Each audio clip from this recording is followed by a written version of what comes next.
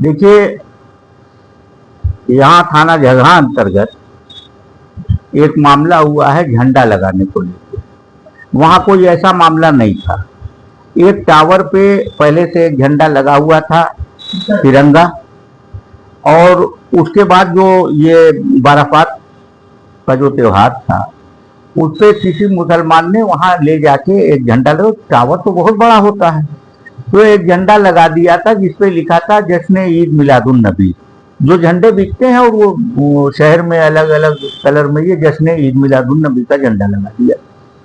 उसके बाद किसी लड़के ने आपत्ति किया, कोई समगौर लड़का था, अमित गौर, उसने आपत्ति किया किसी बात को लेके। तो उस बात को लेके तो मुसलमानों ने कहा, और वहाँ हिंदू समाज के लोगों ने कहा कि भाई त्योहार है, वो झंडा लग गया, क्या हुआ? वो राष्ट्रीय झंडा अपनी जगह है और ये झंडा अपनी जगह। उसको लेके ज्यादा विवाद करने लगा, तो थानेदार ने वहां से उसको ले गए थाने पे। 151 में शांति भंग में जो होता है पुलिस का, उसमें चालान कर दिया।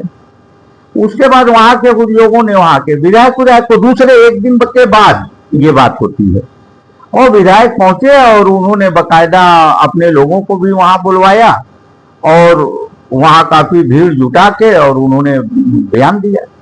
और बयान ये दिया कि पाकिस्तानी झंडा लगाया गया, जो सरासर गलत है। उसका वीडियो हमारे पास, हम वीडियो भी अभी आपको दिखा दे रहे हैं। उस वीडियो में ऊपर कर्मचारी चढ़ा, वहां पे जो टावर, एयरटेल का टावर था, तो टावर वाले ने कहा कि भाई टावर पे कोई झंडा नहीं लगेगा, और उसने वहां कर्मचारी भेजा जिन लोगों ने चढ़ के झंडा उतारा। झंडा तिरंगा भी उतारा और ये भी उतारा, दोनों झंडा उतारा। और नीचे फिर कुछ लोग वो हो गए थे और वहां भीड़ लग गई थी, जो उससे पहले, विधायक के जाने के पहले की बात मैं बता रहा हूँ। और उस पे कुछ लड़कों ने कहा कि ये झंडा तो फट गया और दूसरा झंडा कैसे सही है, मतलब जो तिरंगा था। तो तिरंगा अगर 15 दिन से कोई झंडा लगा रहता है और टावर पे लगा रहेगा, मकानों पे हम लोग झंडा लगाते हैं छतों के ऊपर, तो 15 दिन में वो हवा चलती है और फट जाता है, बारिश होती है, आंधी आती है, तमाम चीज। ये मौसम तो उसी तरह का था। और ये झंडा एक दिन पहले लगा, तो एक दिन पहले जो झंडा लगा है, जाहिर सी बात है कि वो 10 दिन रह जाएगा तो वो भी फट जाएगा। तो उन्होंने कहा कि ये झंडा जो है पाकिस्तानी झंडा लगा, जबकि वो झंडा जो उतारा गया वीडियो में है कि वो झंडा बाकायदा जश्न ईद मिलादुन नबी लिखा हुआ झंडा।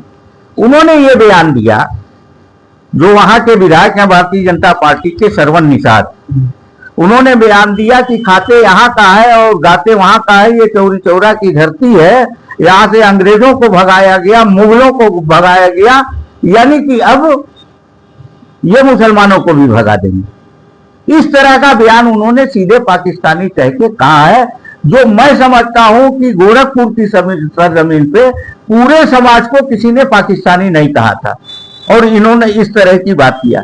अब हमारा एतराज ये है कि वहां हिंदू मुसलमान में मोहब्बत है, वहां कोई ऐसा मसला हुआ नहीं था, वहां आपने जाके तनाव पैदा कर दिया हिंदू मुसलमानों के बीच में, सांप्रदायिकता का जहर खोलने आप गए।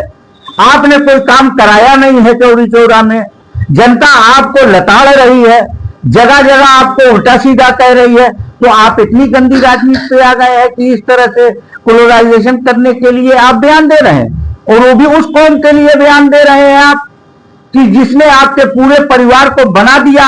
आप जिस हैसियत में है, 2018 में 1.5 लाख वोट मुसलमानों ने देके उपचुनाव था, गोरखपुर में आपको सांसद बनाया था, आपके परिवार से आपके भाई को सांसद बनाया था। उस वक्त तो आपने पाकिस्तानी नहीं कहा, और पाकिस्तानियों के वोट से आप बन गए, और आज आप सैकड़ों करोड़ रुपए के मालिक हो गए। आपके घर में सांसदी चली गई, आपके घर में मंत्री, कैबिनेट मिल गए, एमएलसी हो गए। आज आप उनको पाकिस्तान के बयान से क्या प्रभाव पड़ा? विधायक के बयान से ये प्रभाव पड़ा कि वहां कुछ लड़कों ने मुसलमानों के घरों पे जो झंडा घर पे लोग लगाए थे, वो घर पे चढ़ के छतों पर से नोच के फेंका। उसका भी वीडियो मेरे पास है, मैं अभी आप लोगों को दूंगा।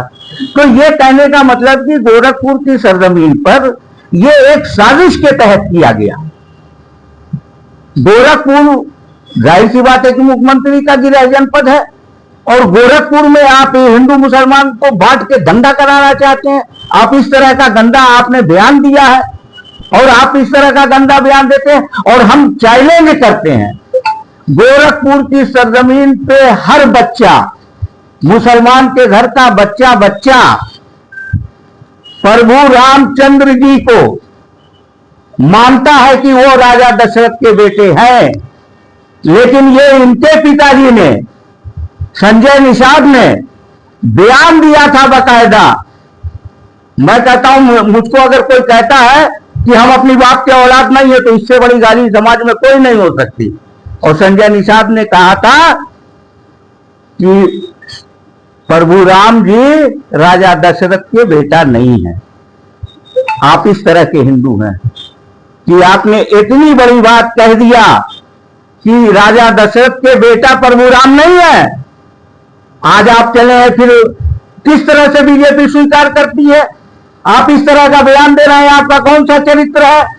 शेर सिंह राणा ने हत्या किया फूलन देवी की, और भारतीय जनता पार्टी ने सम्मानजनक तरह से उसका स्वागत किया जेल से छूटने के बाद। आज वो भारतीय जनता पार्टी का उत्तराखंड में बड़ा नेता कह जाता है, और आप उसी के आशीर्वाद से आप मंत्री बने हैं। आज आप उसी के साथ हैं जिसने फूलन देवी के हत्यारों को शरण दिया, आप उसके साथ हैं। उसके टिकट पे चुनाव लड़के आप एमएलए हुए हैं, और आप उन लोगों पर उंगली उठा रहे हैं जिसने देश के लिए कुर्बानी दिया है।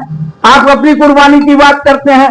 चौरी चौरा में कितना नाम है, आप दिखा दीजिए आपके घर के पूर्वज का। हम तो दिखा देंगे हमारे घर के पूर्वजों ने कितनी कुर्बानी दिया है।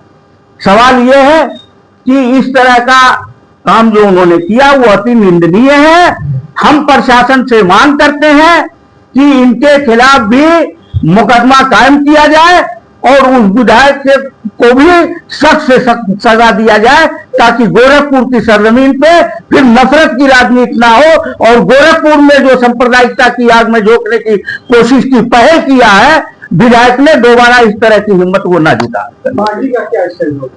पार्टी का स्टैंड, हमारे जिला अध्यक्ष जी मिले और एसएसपी से मिले, उन्होंने बात किया। उसमें 5 लोगों का आज चालान हुआ है।